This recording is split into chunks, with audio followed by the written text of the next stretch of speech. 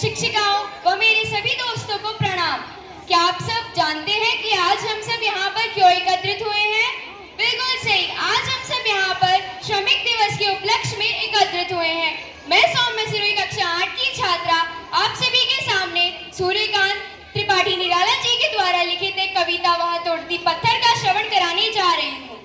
वह तोड़ती पत्थर देखा मैंने उसे इलाहाबाद के पथ पर, वह तोड़ती पत्थर कोई न छायादार पेड़ वह जिसके तले बैठी हुई स्वीकार, श्याम तन पर बाधा यौवन नत नयन प्रिय कर्म रतमन, गुरु हथौड़ा हाथ करती बार बार प्रहार, सामने तरु मालिका अटालिका प्राकार, चढ़ रही थी धूप गर्मियों के दिन, दिवा का तमतमाता रूप उठी झुलसाती हुई लू, रुई ज्यों जलती हुई भूख गर्द चिंगी छा गई, प्राय हुई दोपहर वह तोड़ती पत्थर, देखते देखा मुझे तो एक बार उस भवन की ओर देखा छिन्नतार, देखकर कोई नहीं देखा मुझे उस दृष्टि से जो मार खा रोई नहीं, सजा सहज सितार सुनी मैंने वह नहीं थी जो सुनी झंकार, एक क्षण के बाद फिर जो कहा, एक क्षण के बाद फिर वह कापी सुगर, ढूलक माथे से गिरी सिकर, लीन होते कर्म में फिर जो कहा, मैं तोड़ती पत्थर,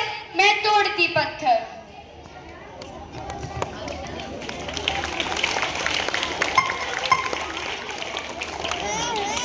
जैसा कि आपने यह कविता सुनी, यह कविता सूर्यकांत त्रिपाठी निराला द्वारा रचित है। प्रस्तुत पंक्तियां एक श्रमिक महिला को समर्पित हैं जो चिलचिलाती हुई धूप में निरंतर अपना काम कर रही है। कवि ने उसको इलाहाबाद के पथ पर काम करते हुए देखा।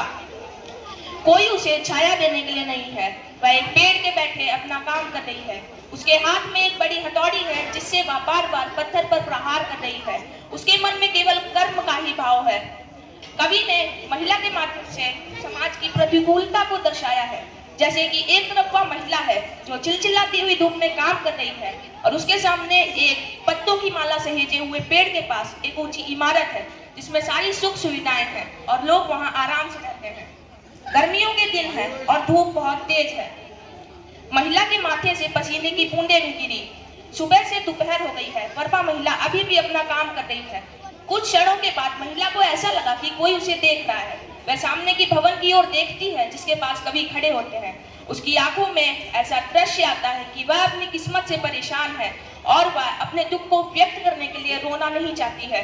कवि ने ऐसी झंकार सितार से भी नहीं सुनी जो उसकी छेनी और हथौड़ी से सुनाई दे रही थी। कुछ समय के लिए वह रुकी, उसके माथे से पसीने की बूंदें गिरी और उसके बाद फिर वह अपना काम करने लगी। उसके काम करने के नजरिए से मानो ऐसा कवि को लगा कि वह कह रही हो, हाँ मैं तोड़ती हूँ पत्थर और तोड़ना चाहती हूँ समाज की हृदयहीन परिस्थितियों को, समाज के हृदयहीन परेशानियों को, समाज के हृदयहीन भेदभाव को और समाज के हृदयहीन लोगों को। धन्यवाद।